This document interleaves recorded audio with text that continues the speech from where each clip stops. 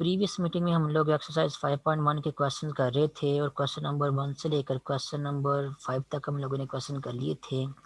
Next हम लोगों ने करना है क्वेश्चन नंबर 6। क्वेश्चन नंबर 6 में आपसे ये कहा गया है कि स्मॉल एक्स और स्मॉल वाई उनकी वैल्यूज फाइंड आउट करें और नीचे जो मैट्रिसेस में इक्वेशंस दी गई हैं उन मैट्रिसेस को यूज़ करते हुए आप लोगों ने क्या करना है, स्मॉल एक्स और स्मॉल वाई इन इक्वेशन में जो इन्वॉल्व मैट्रिसेस में जो इन्वॉल्व हो रहे हैं आप लोगों ने स्मॉल एक्स और स्मॉल वाई की वैल्यूज जो है फाइंड आउट करनी है।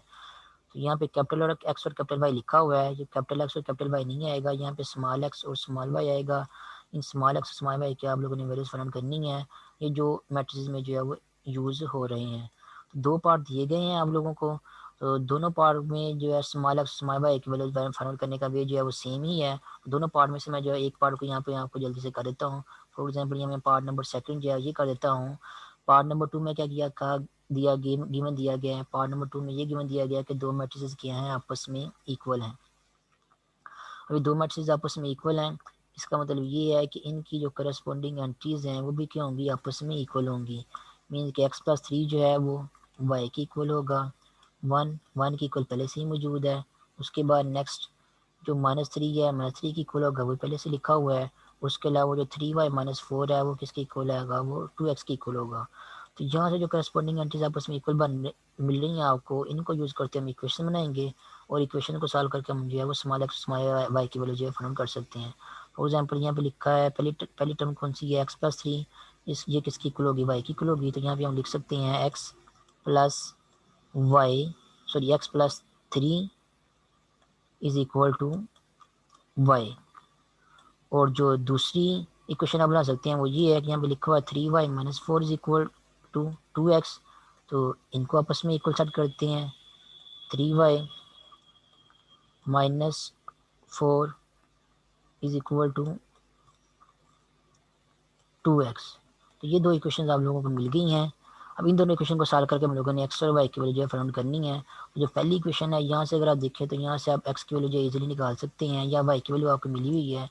तो आप जो है करेंगे वाई की वैल्यू जो है वो x+3, इसको क्या करें, इसको सेकंड इक्वेशन में जो है वो पुट कर दें। तो सेकंड इक्वेशन में जब वाई की वैल्यू पुट करेंगे तो आपका क्या मिलेगा, 3, और वाई की जगह क्या पुट कर देना हम लोगों ने, x+3। उसके बाद -4 यहाँ पे लिखा हुआ है, तो -4, और ये किसके इक्वल है, ये 2x के इक्वल है। उसके बाद नेक्स्ट इस इक्वेशन को सिंप्लीफाई करते हैं, 3x से मल्टीप्लाई होगा तो आंसर आपके पास 3x आएगा, और 3 से मल्टीप्लाई होगा तो आंसर आपके पास जो है वो +9 आएगा। उसके बाद -4, और ये किसके इक्वल है, ये 2x के इक्वल है। उसके बाद नेक्स्ट 9 में से 4 को माइनस करेंगे तो आंसर हमारे पास क्या आएगा, 5 आएगा। तो ये बन जाएगा आपके पास 3x + 5 is equal to 2x, और x की वैल्यू फाइंड करनी है। तो x की वैल्यू टर्म्स को एक साइड पे कर लेते हैं, तो 3x यहाँ पे रहेगा, और जो राइट हैंड साइड पे 2x है वो लेफ्ट हैंड साइड पे आके क्या बन जाएगा, -2x बन जाएगा।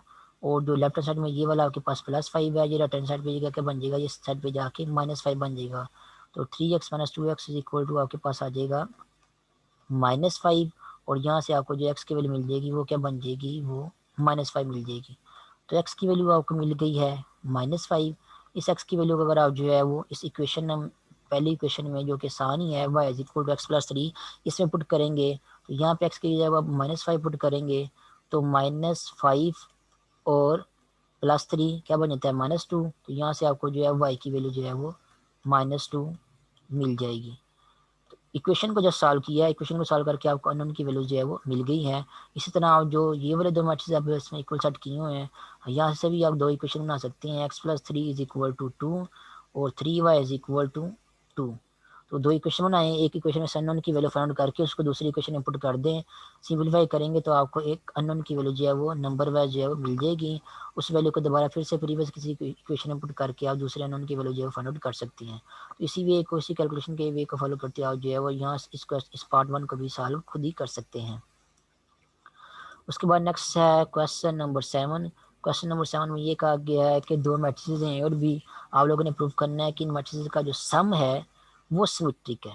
ठीक है, मैट्रिक्स ए के बारे में भी कुछ नहीं बताया, वो आपको पर्टिकुलरली गिवन दिया गया है। मैट्रिक्स बी भी आपको पर्टिकुलरली गिवन दिया गया है। आप लोगों ने सबसे पहले क्या करना है, दो मैट्रिक्स का सम फाइंड आउट करना है। तो सम फाइंड आउट करना ज़्यादा मुश्किल काम नहीं है। जो मैट्रिक्स ए और बी दिए हुए हैं इनको आपस में क्या करो, ऐड करो। ऐड करोगे तो करस्पॉन्डिंग एंट्रीज आपस में ऐड होंगी।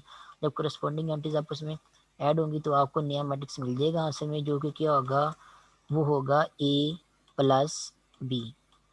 जब आपको ये नया मैट्रिक्स ए प्लस बी ये वाला मैट्रिक्स मिल जाएगा तो आप लोगों ने इस मैट्रिक्स को चेक करना है, जो आपको आंसर नहीं मिल रहा है इस मैट्रिक्स को चेक करना है कि ये सिमेट्रिक है या नहीं।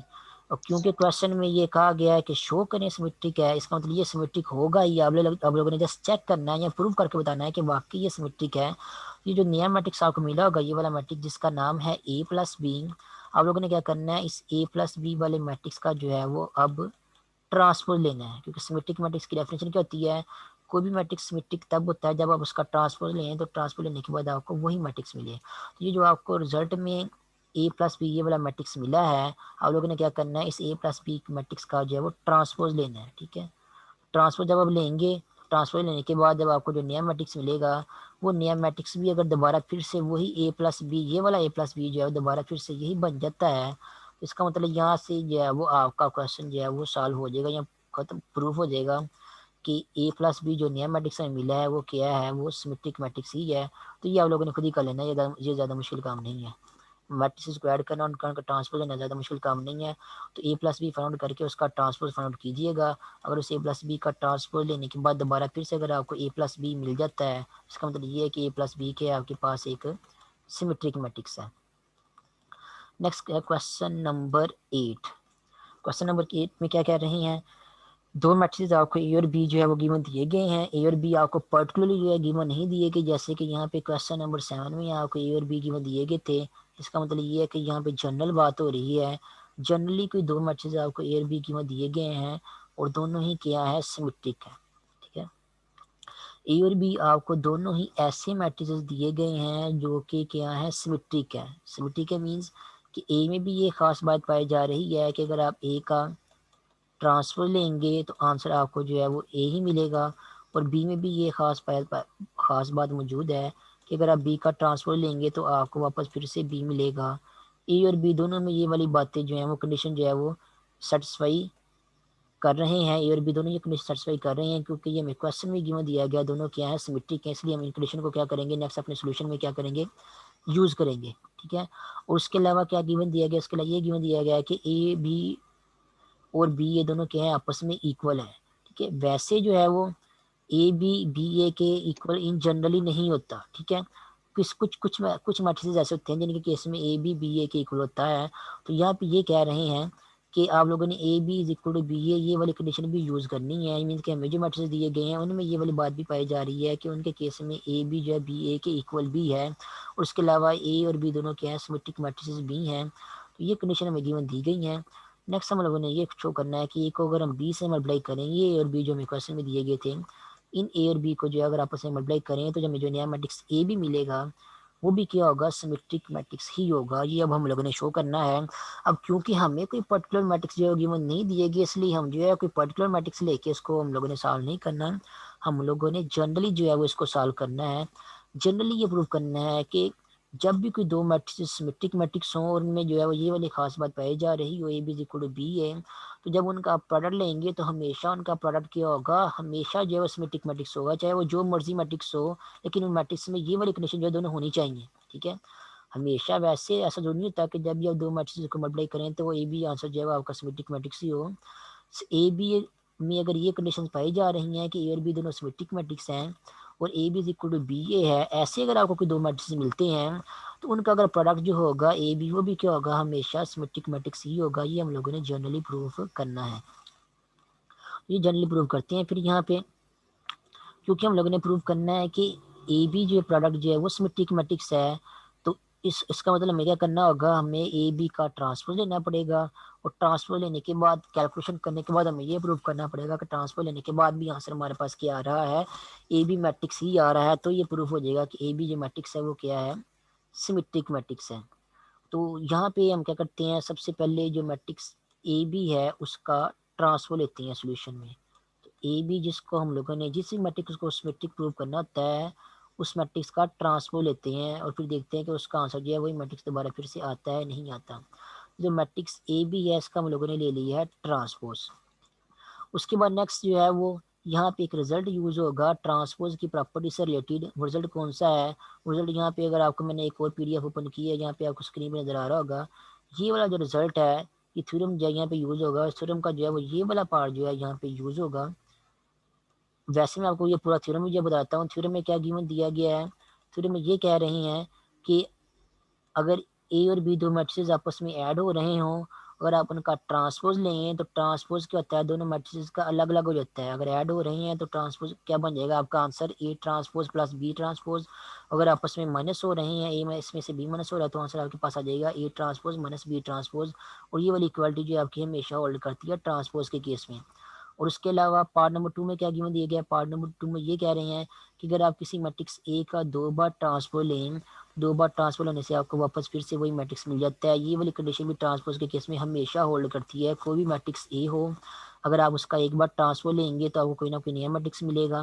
लेकिन अगर आप जो है उसका दोबारा फिर से ट्रांसपोज लेंगे तो फिर कन्फर्म आपको वही मैट्रिक्स ए जो है दोबारा फिर से मिल जाएगा। ये हर मैट्रिक्स में ये वाली खास बात पाई जाती है। तो जनरली ये रिजल्ट लिखे हुए हैं, कोई भी मैट्रिक्स ए हो, चाहे वो स्केयर मैट्रिक्स हो या ना हो, सिमेट्रिक हो या ना हो, जो मर्जी मैट्रिक्स हो, अगर आप उसका दो बार ट्रांसफर लेंगे तो आपको दोबारा फिर से वही मैट्रिक्स जो है दोबारा हमेशा मिल जाता है। तो ये दूसरी प्रॉपर्टी है ट्रांसपोज की। तीसरी प्रॉपर्टी ये है कि अगर आप करें किसी मैट्रिक्स को जो है वो किसी स्केलर के साथ मल्टीप्लाई करके फिर उसका ट्रांसपोज लें तो आंसर आपके पास किसकी इक्वल आ जाएगा? स्केलर आपका वैसे का वैसे ही आ जाएगा और ए का ट्रांसपोज जो है साथ में मल्टीप्लाई हो जाएगा, तो इसकी इक्वल आपका आंसर जो है वो आ जाएगा। ये आपके पास ट्रांसपोज की तीसरी कंडीशन है या प्रॉपर्टी है। और ट्रांसपोज की फोर्थ प्रॉपर्टी ये है जो कि काफ़ी इंपॉर्टेंट प्रॉपर्टी है। ये वाली प्रॉपर्टी हम लोगों ने जो है अपने सोल्यूशन में जो है वो यूज़ करनी है। फोर्थ प्रॉपर्टी ये है कि अगर दो मैट्रिसेस आपस में मल्टीप्लाई हो रहे हों और उनकी मल्टीप्लिकेशन का अगर आप लोगों ने इन जनरल ट्रांसपोज लेना है तो ट्रांसपोज का आंसर जो है आपके पास किसकी इक्वल आ जाएगा? ये जो दूसरा मैट्रिक्स लिखा हुआ है बी, इसका ट्रांसपोज जो है वो पहले आएगा, ठीक है। और उसके अलावा ये जो पहले मैट्रिक्स लिखा हुआ है ए, इसका ट्रांसपोज जो है वो बाद में आएगा। तो दो मैट्रिक्स जब आपस में मल्टीप्लाई हो रहे हो उनका ट्रांसपोज अगर आप लें तो उसका ट्रांसपोज जो अगर आप लोगों ने सेपरेट करना है तो सेपरेट इस तरह होगा कि जो दूसरा मैट्रिक्स है उसका ट्रांसपोज पहले आएगा और जो पहला मैट्रिक्स है उसका ट्रांसपोज जो है बाद में आएगा। तब आपकी इक्वलिटी जो है वो होल्ड करेगी, अदरवाइज आपकी इक्वलिटी जो है वो होल्ड नहीं करेगी। तो ये है ट्रांसपोज की मल्टीप्लिकेशन या प्रोडक्ट के केस में प्रॉपर्टी। ये आप लोगों ने चारों प्रॉपर्टीज याद रखनी है, आसान ही है, लेकिन जो सबसे जरूरी प्रॉपर्टी फिलहाल हम लोग यूज़ करनी है वो ये वाली है कि जब भी कोई दो मैट्रिक्स आपस में मल्टीप्लाई हो रहे हों तो उन मल्टीप्लिकेशन का जब आप ट्रांसफर लेते हैं तो जो दूसरा मैट्रिक्स है या कहने कि जो एंड में मैट्रिक्स आ रहा है उसका ट्रांसपोज जो है वो पहले आ जाता है और जो पहले मैट्रिक्स आ रहा होता है उसका ट्रांसपोज जो है वो बाद में आता है। ट्रांसपोज अलग अलग हो जाते हैं और दरमियान में इक्वलिटी जो है वो फिर इस तरह होल्ड करती है। और अदरवाइज अगर आप इस तरह लिखेंगे कि ए के ट्रांसपोज को अगर आप पहले लिख देंगे यहाँ पे और बी के ट्रांसपोज को जो है वो बाद में लिख देंगे तो उस केस में आपकी ये इक्वलिटी जो है वो जनरली या हमेशा जो ये होल्ड नहीं करती। हमेशा कब होल्ड करती है? जब आप क्या करें, जो बाद वाला मैट्रिक्स है उसका ट्रांसपोज पहले लिख लें और जो पहले मैट्रिक्स लिखा है उसका ट्रांसपोज बाद में लिख लें, तब आपकी ये वाली जो प्रोडक्ट वाली ट्रांसपोज की इसमें प्रॉपर्टी है, ये वाली प्रॉपर्टी जो है वो हमेशा होल्ड करती है। तो ये वाली प्रॉपर्टी है, ये वाला रिजल्ट जो है हम लोगों ने यहाँ पे यूज़ करना है ट्रांसपोज का प्रोडक्ट के केस में। जब आप दो मैट्रिक्स आपस में मल्टीप्लाई हो रहे हैं तो उनका आंसर जो हम लोगों ने क्या लिखना है। अब नेक्स्ट चलते हैं अपने सोल्यूशन की तरफ। जो मैट्रिक्स ए बी था जिसको हम लोगों ने ये सिमेट्रिक मैट्रिक्स प्रूव करना था, इसका हम लोगों ने ट्रांसपोज ले लिया है। अब ट्रांसपोज लेने के बाद वो वाली प्रॉपर्टी यूज़ करेंगे जो भी मैंने आप लोगों को बताई है प्रोडक्ट के केस में, कि जो बाद वाला मैट्रिक्स है बी उसका ट्रांसपोज जो है यहाँ पे पहले आ जाएगा, तो ये बन जाएगा बी का ट्रांसपोज। और जो पहला मैट्रिक्स है ए उसका ट्रांसपोज क्या आ जाएगा? वो बाद में आ जाएगा। तो ये आपके पास आ जाएगा A B transpose into A transpose. उसके बाद नेक्स्ट हमें क्वेश्चन में ये गिवन दिया गया है कि मैट्रिक्सेस जो ए और बी हैं दोनों क्या हैं? सिमेट्रिक मैट्रिसेस हैं। और दोनों सिमेट्रिक मैट्रिसेस हैं, इसका क्या मतलब है? इसका मतलब ये है कि अगर हम ए का ट्रांसपोज लेंगे तो वो किसके इक्वल आएगा? वो भी ए के इक्वल ही आएगा। और बी सिमेट्रिक मैट्रिक्स है, उसका क्या मतलब है? उसका मतलब ये है कि अगर हम बी का ट्रांसपोज लेंगे तो ट्रांसपोज लेने के बाद उसका आंसर जो है वो भी क्या आएगा, बी के इक्वल ही आएगा। तो मीन ए का ट्रांसपोज ए के इक्वल है, बी का ट्रांसपोज बी के इक्वल है, ये मेरे क्वेश्चन में ही गिवन है। तो इस गिवन कंडीशन को हम क्या करेंगे, अपने सोल्यूशन में जो है वो यहाँ पे अब नेक्स्ट यूज़ करेंगे। तो बी का ट्रांसपोज क्योंकि हमें गिवन दिया गया है वो बी के इक्वल है, तो बी के ट्रांसपोज की जगह हम क्या लिख देंगे, सिंपली बी लिख देंगे। और ए का ट्रांसपोज भी क्योंकि ए के इक्वल है, ये भी हमें गिवन है, तो उसकी जगह क्या लिख देंगे, ए लिख देंगे। तो आंसर आपके पास क्या आ गया, बी ए आ गया है। ए भी नहीं आया अभी तक क्योंकि हमने ए बी का ट्रांसफर लिया हुआ था। तो नेक्स्ट देखिए, नेक्स्ट क्वेश्चन में आपको एक और कंडीशन भी गिवन थी कि A B is equal to B A है या B A is equal to A B है। तब हम क्या करेंगे, हम इस अपनी जो सेकंड कंडीशन ये वाली गिवन दी गई, इसको भी हम क्या करेंगे, हम यहाँ पे नेक्स्ट जो है वो यूज़ करेंगे। सेकंड कंडीशन क्या है कि बी ए जो है वो ए बी के इक्वल है। तो हमारे पास जो आंसर बी ए आया है उसकी जगह भी हम नेक्स्ट क्या लिख देंगे, उसके बाद नेक्स्ट बी ए की जगह हम क्या लिख देंगे, वो किसके इक्वल है, वो ए बी के इक्वल है, जो कि मेरे क्वेश्चन में गिवन है। तो ओवरऑल हमने ये प्रूव करना था कि जो मैट्रिक्स ए बी है वो सिमेट्रिक मैट्रिक्स है, ये हम लोगों ने शो करना था। हमने क्या किया, सिमेट्रिक्स ए बी का ट्रांसफर लिया, कैलकुलेशन की, कैलकुलेशन करने के बाद इंडिया ने हमें जो रिजल्ट मिला है वो क्या मिला है, ए बी मिला है। इसका मतलब ये है कि दिस इम्प्लाइज अगर आप जो मैट्रिक्स ए बी है उसका ट्रांसफर लेंगे, तो ट्रांसफर लेने के बाद आपको जो है नया मैट्रिक्स मिलेगा वो क्या होगा, वो ए बी ही होगा। तो यहाँ से ये कोई चीज़ प्रूव हो जाएगी कि आपका जो ए बी मैट्रिक्स है, ये वाला जो क्वेश्चन में दिया गया था, ये क्या होगा, ये सिमेट्रिक मैट्रिक्स होगा। याद रखें यहाँ पे उन ए और बी मैट्रिसेस की बात हो रही है जिन जो सिमेट्रिक मैट्रिसेस होते हैं और जिनके केस में A B is equal to B होता है। अगर वो वाले मैट्रिसेस आपको गिवन दिए गए हों, उनके केस में आपका ए बी जो है वो सिमेट्रिक मैट्रिक्स होता है। उनके केस में ए बी का ट्रांसपोज जो है ए बी के इक्वल आता है। हमेशा ए बी का ट्रांसपोज जो है वो ए बी के इक्वल नहीं आता, हमेशा ए बी का ट्रांसपोज जो है वो बी का ट्रांसपोज और ए के ट्रांसपोज के इक्वल आता है। ठीक है, ए बी का ट्रांसपोज ए बी के इक्वल तब आता है जब आपके जो ए और बी हैं दोनों के यहाँ सिमेट्रिक मैट्रिसेस हों, और ए और बी जो है वो ए बी की जो मल्टीप्लिकेशन है वो बी ए के इक्वल हो, तब जो है वो ए बी के ट्रांसपोज का आंसर जो है ए बी की इक्वल आता है। तब हम कह सकते हैं कि ए बी आपका जो मैट्रिक्स है वो क्या है, वो एक सिमेट्रिक मैट्रिक्स है। उसके बाद नेक्स्ट है क्वेश्चन नंबर 9। क्वेश्चन नंबर 9 भी इसी से मिलता जुलता ही है। आपको जनरली जो है प्रूव करना है यहाँ पे, क्योंकि जो आपको जो मैट्रिक्स ए दिया गया है वो कोई पर्टिकुलर मैट्रिक्स जो है नहीं दिया गया, जनरली बात यहाँ पे हो रही है। तो हम लोगों ने जनरली यहाँ पे प्रूव करना है।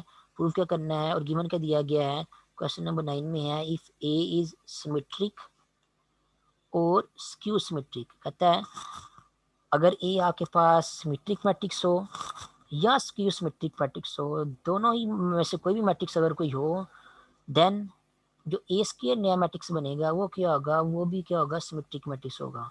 तो यहाँ पे ये फिर अगेन वही बात मैं रिपीट कर दूं कि जनरली यहाँ पे नहीं, ये नहीं कह रहे कि किसी भी मैट्रिक्स का आप स्केल लेंगे तो सिमेट्रिक मैट्रिक्स होगा। वो ये कह रहे हैं कि अगर आपने जिस मैट्रिक्स का स्केल ले रहे हैं, अगर वो मैट्रिक्स जो है वो सिमेट्रिक मैट्रिक्स है, या जिस मैट्रिक्स का अगर आप स्केल ले रहे हैं वो स्क्यू सिमेट्रिक मैट्रिक्स है, उस केस में आप जो है वो क्या होगा, आपका जो ए स्क्वायर होगा वो क्या होगा, सिमेट्रिक मैट्रिक्स होगा। अदरवाइज जरूरी नहीं है कि ए स्क्वायर सिमेट्रिक मैट्रिक्स हो। ये जैसे आप जिस मैट्रिक्स बी को देख लें, ये मैट्रिक्स बी जो है आपके पास एक, ये तो सिमेट्रिक मैट्रिक्स ही बन रहा है ये वाला। वैसे कोई अपनी तरफ से कोई मैट्रिक्स लेट से बी लिखें, या चले इसी मैट्रिक्स की बात कर लेते हैं। इस मैट्रिक्स को देखें, ये ना ही आपके पास सिमेट्रिक मैट्रिक्स है और ना ही आपके पास जो है वो ये स्क्यू सिमेट्रिक मैट्रिक्स है। ठीक है, अगर आप इसका स्क्वायर लेंगे तो जरूरी नहीं है कि उसका स्क्वायर लेने के बाद जो आपको नया मैट्रिक्स मिले वो सिमेट्रिक मैट्रिक्स ही हो। ठीक है, तो ए स्क्वायर किसी मैट्रिक्स का जरूरी नहीं है सिमेट्रिक मैट्रिक्स हो। वो तब होता है जब आपके पास ए जो है वो सिमेट्रिक मैट्रिक्स हो, या ए जो है आपके पास स्क्यू सिमेट्रिक मैट्रिक्स हो। तब इन जनरल आप जो है जब भी आप ए स्क्वायर फाइंड करेंगे तो ए स्क्वायर क्या होगा, आपके पास एक सिमेट्रिक मैट्रिक्स आपको जो है वो मिलेगा, जो कि आपको रिजल्टेंट नया मैट्रिक्स मिलेगा। तो इसको भी हम नेक्स्ट हम लोगों ने क्या करना है, जनरली जो है प्रूव करना है। तो जनरली जो है यहाँ पे हम इसको जो है प्रूव करते हैं, उसी वे इसको फॉलो करते हैं जिस वे को फॉलो करते हैं हम लोगों ने जब क्वेश्चन नंबर 8 जो है वो प्रूव किया था। तो जिस भी मैट्रिक्स को आप लोगों ने प्रूव करना है, एस्मेटिक मैट्रिक्स से आप लोगों को क्या करना होता है, उसका ट्रांसपोज जो लेना होता है। उसके बाद देखना होता है कि ट्रांसपोज लेने के बाद हमें दोबारा फिर से वही मैट्रिक्स मिलता है नहीं मिलता। लेकिन क्योंकि यहाँ पे दो गिवन कंडीशन और के साथ दी गई हैं, और का मतलब ये है कि आप एक वक्त में जो है एक ही कंडीशन लगा सकते हैं। ठीक है, और एंड का मतलब ये होता है कि आपने इसको भी साथ में दोनों कंडीशन को यूज़ करना है। यहाँ पे एंड लगा हुआ था, इसका मतलब ये था आपने दोनों कंडीशन जो है वो इकट्ठी यूज़ करनी है। तो और का मतलब ये है कि या तो ये वाली कंडीशन यूज़ कर लें एक वक्त में, या फिर क्या कर लें, ये वाली कंडीशन यूज़ कर लें। तो क्योंकि और दिया तो हम लोगों ने क्या करना है, एक एक वक्त में एक कंडीशन यूज़ करके दोनों कंडीशन को यूज़ करना है, और दोनों कंडीशन को यूज़ करके हम लोगों ने प्रूव करना है कि ए इसके सिमेट्रिक मैट्रिक्स है या नहीं। तो सबसे पहले ये सपोज करते हैं, let A B a symmetric matrix. तो पहली कंडीशन हम लोगों ने ये सपोज कर ली है कि ए हमारे पास क्या है, एक सिमेट्रिक मैट्रिक्स है। अब हम लोगों ने ये प्रूव करना है कि इस मैट्रिक्स का जो स्केयर है वो भी क्या होगा, सिमेट्रिक मैट्रिक्स होगा। तो मैट्रिक्स का जो स्केयर है उसको सिमेट्रिक मैट्रिक्स प्रूव करने के लिए हमें क्या करना होगा, जो स्केयर मैट्रिक्स का स्केयर है उसका ट्रांसफर लेना होगा, और ट्रांसफर लेने के बाद हम लोगों ने ये चेक करना है कि ट्रांसफर लेने के बाद दोबारा फिर से ए स्केयर आता है या नहीं आता। ठीक है, कैलकुलेशन करते हैं नेक्स्ट और देखते हैं कि वापस फिर से आंसर हमारे पास ए स्केयर आता है या नहीं। तो ए स्केयर जो ब्रैकेट के अंदर लिखा हुआ है उसको हम लिख सकते हैं ए मल्टीप्लाइड बाई ए। क्या हमें पता है किसी मैट्रिक्स की पावर जो है कैसे फाइंड करते हैं, उस मैट्रिक्स की जितनी पावर दी गई है उसको उतनी बार जो है खुद से मल्टीप्लाई करते हैं। तो ए स्केयर है, ए स्केयर को हम लिख सकते हैं ए मल्टीप्लाइड बाई ए, और साथ में क्या है उसका ट्रांसपोज, ये लिख दिया है। अब क्या देखें आप यहाँ पे, तो ब्रैकेट के अंदर जो है वो दो मैट्रिक्स जो है मल्टीप्लाई हो रहे हैं। एक मैट्रिक्स आपके पास ए है, ठीक है, और दूसरा मैट्रिक्स भी आपके पास क्या है, वो ए ही है। ठीक है, चाहे दोनों मैट्रिक्स सेम ही है लेकिन दो मैट्रिक्स जो है आपस में मल्टीप्लाई हो रहे हैं। और अभी क्वेश्चन नंबर 8 में जो है मैंने आपको बताया था कि जब दो मैट्रिक्स आपस में मल्टीप्लाई हो रहे हो, फॉर एग्जांपल लेट्स से अगर आपके पास ए और बी दो मैट्रिक्स हैं इन जनरल, अब वो आपस में मल्टीप्लाई हो रहे हैं, अगर आप उनका ट्रांसफर लें, ट्रांसफर लेने के बाद हमारे पास आंसर क्या आता है, जो दूसरा मैट्रिक्स है उसका ट्रांसपोज जो है वो पहले आ जाता है, और जो पहला मैट्रिक्स है उसका ट्रांसपोज जो है बाद में आता है। दोनों ट्रांसपोज आपस में मल्टीप्लाई हो जाते हैं, और इक्वालिटी आपकी जो है ये वाली इन जनरल जो है वो होल्ड करती है। तो ये वाली प्रॉपर्टी ट्रांसपोज के केस में जो होल्ड करती है वो हम यहाँ पे यूज़ करेंगे। हमारे पास यहाँ पे दूसरा मैट्रिक्स भी है, ये पहला मैट्रिक्स भी है, तो अगर हम पहले दूसरे मैट्रिक्स का ट्रांसपोज लिखेंगे तभी हमारे पास क्या आएगा, ए का ट्रांसपोज ही आएगा। अगर हम उसके बाद पहले मैट्रिक्स का ट्रांसपोज लेंगे तभी हमारे पास क्या आंसर आएगा, ए का मैट्रिक्स ही है, ए का ट्रांसपोज ही आएगा। तो ए इंटू ए का होल ट्रांसपोज हमारे पास क्या बन जाएगा, इस रिजल्ट को यूज़ करते हुए बन जाएगा A transpose into A transpose. उसके बाद नेक्स्ट मज़ीद कैलकुलेशन करते हैं। हम लोगों ने क्या सपोजिशन की हुई है, हम लोगों ने ये सपोजिशन की हुई है कि ए हमारे पास क्या है, सिमेट्रिक मैट्रिक्स है। अब ए हमारे पास सिमेट्रिक मैट्रिक्स है, इसका क्या मतलब है, इसका मतलब ये है कि अगर हम ए का ट्रांसफर लें तो ट्रांसफर लेने के बाद हमें वापस फिर से मैट्रिक्स ए जो है वो मिल जाएगा। ये कंडीशन हम लोगों ने सपोज की है कि ये वाली कंडीशन जो है वो होल्ड करती है मैट्रिक्स ए के केस में। अब क्योंकि ये वाली कंडीशन होल्ड करती है इसका मतलब ए का ट्रांसपोज जो है वो ए के इक्वली होगा। इस कंडीशन को हम जो है वो यहाँ पे यूज़ कर सकते हैं। तो इस कंडीशन को जब हम यहाँ पे यूज़ करेंगे तो जहाँ पे ए का ट्रांसपोज आ रहा है वहाँ पे हम लिख सकते हैं सिंपली ए, और जो दूसरा ट्रांसपोज है उसकी जगह हम लिख सकते हैं ए, और ए इंटू ए जब आपस में मल्टीप्लाई हो रहे हैं तो इसको हम लिख सकते हैं ए स्क्वेयर। तो ओवरऑल देखें, स्टार्ट हमने कहाँ से किया था, ए के ए स्क्वेयर स्क्वेयर लिया, ए के स्क्वेयर का ट्रांसपोज जो है वहाँ से स्टार्ट किया था। ए स्क्वेयर का जब हमने ट्रांसपोज लिया, कैलकुलेशन की सब्स्टिट्यूशन को यूज़ किया, तो इंडियन आंसर हमारे पास फिर से क्या आ गया, ए स्क्वेयर आ गया। तो यहाँ से फिर ये प्रूव हो गया ए स्क्वेयर का अगर आप ट्रांसपोज लें उस कंडीशन के केस में जब आपका ए जो है वो सिमेट्रिक मैट्रिक्स हो, तो ए स्क्वायर का जब आप ट्रांसफर लेंगे तो वहाँ से हमारे पास जो है दोबारा फिर से ए स्क्वायर जो है वो आ जाएगा। इसका मतलब ये है अगर ए आपके पास सिमेट्रिक मैट्रिक्स हो तो ए स्क्वायर भी हमेशा क्या होता है, फिर सिमेट्रिक मैट्रिक्स ही होता है। ये वाला रिजल्ट जो है यहाँ पे प्रूफ हो गया है। इसी तरह जो दूसरी कंडीशन यहाँ पे एक दी हुई है कि ए अगर आपके पास क्यों सिमेट्रिक मैट्रिक्स हो, उसको भी आप लोग जो प्रूव कर सकते हैं। उसको प्रूव करने के लिए आप लोगों ने क्या करना है, अगेन अपने सोल्यूशन को जो ऐसे स्टार्ट करना है। सबसे पहले आप लोगों ने ये सब्स्टिट्यूशन करनी है कि आपका जो मैट्रिक्स ए है वो क्या है, बस सिमेट्रिक नहीं बल्कि स्क्यू सिमेट्रिक मैट्रिक्स है। Let A B a skew symmetric matrix. ठीक है, तो ये कंडीशन आप लोगों ने सबसे पहले सपोज कर लेनी है। उसके बाद नेक्स्ट जो प्रूव करना है उसकी तरफ चलते हैं। अब हम लोगों ने ये प्रूव करना है कि ए स्क्वायर जो है वो क्या होगा, वो भी एक सिमेट्रिक मैट्रिक्स होगा। ठीक है, ए को हमने स्क्यू सिमेट्रिक प्रूफ सपोज किया, याद रखें, लेकिन प्रूफ हम लोगों ने क्या करना है, प्रूफ हम लोगों ने अगेन यही करना है कि ए हमारे पास क्या है, वो एक सिमेट्रिक मैट्रिक्स ही है। तो सिमेट्रिक मैट्रिक्स प्रूव करने के लिए क्या करेंगे, ए स्क्वायर का हम क्या लेंगे, ट्रांसफर लेंगे। ट्रांसपोज ले लिया। उसके बाद नेक्स्ट सिंपली कैलकुलेशन वैसे करते हैं जैसे पहले की थी। ए स्क्वायर को हम लिख सकते हैं A multiplied by A whole transpose, और अगेन यहाँ पे प्रोडक्ट की जो है प्रॉपर्टी यूज़ करेंगे ट्रांसपोज की, कि जब भी दो मैट्रिसेस आपस में मल्टीप्लाई हो रहे हों और उनका होल ट्रांसपोज जो लिखा हुआ हो तो वो किसके इक्वल आएगा, वो इक्वल टू आएगा दूसरे मैट्रिक्स का ट्रांसपोज है वो पहले आएगा, उसके बाद जो पहला मैट्रिक्स है उसका ट्रांसपोज जो है वो बाद में आएगा। ये वाली कंडीशन यहाँ पे अगेन यूज़ करेंगे। यहाँ पे आपके पास आ जाएगा A transpose into A transpose. उसके बाद नेक्स्ट अब हम लोगों ने यूज़ करनी है अपनी कंडीशन को जो हम लोगों ने सपोज की थी। सपोज कौन सी कंडीशन की थी, सपोज ये किया था कि ए हमारे पास क्या है, एक स्क्यू सिमेट्रिक मैट्रिक्स है। अब अगर ये आपके पास स्क्यू सिमेट्रिक मैट्रिक्स है तो इसका क्या मतलब है, इसका मतलब ये है कि अगर आप जो है वो ए का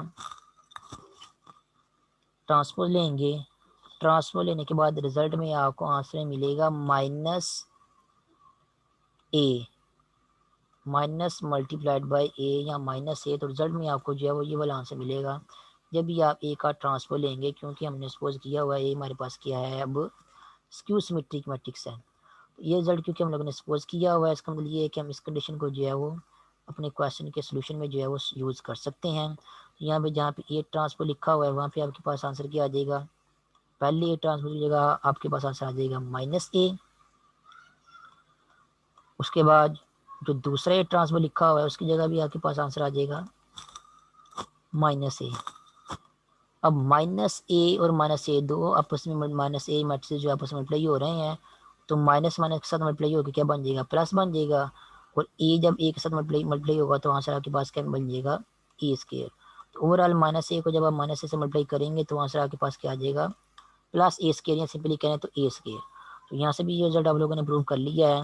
अगर ए आपके पास स्क्यू सिमेट्रिक मैट्रिक्स हो तब भी ए के स्क्वायर का जो ट्रांसपोज है वो किसके इक्वल आता है, वो ए स्क्वायर के इक्वल ही आता है। इसका मतलब ये है कि इस केस में भी आपका जो ए स्क्वायर वाला मैट्रिक्स है वो क्या होगा, सिमेट्रिक मैट्रिक्स होगा। इसका मतलब हम लोगों ने जनरली प्रूव कर लिया है जब भी आपके पास ए कोई ऐसा मैट्रिक्स हो, चाहे वो सिमेट्रिक हो चाहे वो स्क्यू सिमेट्रिक हो, अगर आप उस मैट्रिक्स का स्क्वायर लेंगे तो स्क्वायर लेने के बाद भी आप लोगों को जो है वो सिमेट्रिक मैट्रिक्स ही मिलेगा। सिमेट्रिक, अगर ये आपके पास सिमेट्रिक मैट्रिक्स है तब भी ये स्क्वायर सिमेट्रिक मैट्रिक्स ही होगा, अगर ये आपके पास स्क्यू सिमेट्रिक मैट्रिक्स है तब भी ये स्क्वायर जो है वो सिमेट्रिक मैट्रिक्स ही होगा, तब स्क्यू सिमेट्रिक मैट्रिक्स नहीं होगा। ये फ़र्क याद रखना, चाहे ये सिमेट्रिक मैट्रिक्स हो चाहे ये स्क्यू सिमेट्रिक मैट्रिक्स हो, दोनों केसेस में ए का जो स्क्वायर होगा वो क्या होगा, हमेशा सिमेट्रिक मैट्रिक्स ही होगा। ये मेथड हम लोगों ने जनरली प्रूफ जो है वो कर लिया है। उसके बाद है नेक्स्ट डिफरेंट ऑपरेशंस, कि दो मैट्रिसेस को आपस में ऐड या सब्ट्रैक्ट कैसे कर सकते हैं, मैट्रिसेस की स्केलर मल्टीप्लिकेशन कैसे होती है, मैट्रिसेस का प्रोडक्ट कैसे फाइंड आउट करते हैं, और उसके अलावा डिफरेंट प्रॉपर्टीज़ हैं मैट्रिसेस को लेके और उनसे रिलेटेड जो है एग्जांपल्स और क्वेश्चंस हैं। तो ये हम लोग जो है फिर नेक्स्ट मीटिंग में करेंगे। आज की मीटिंग के लिए इतना ही काफ़ी है।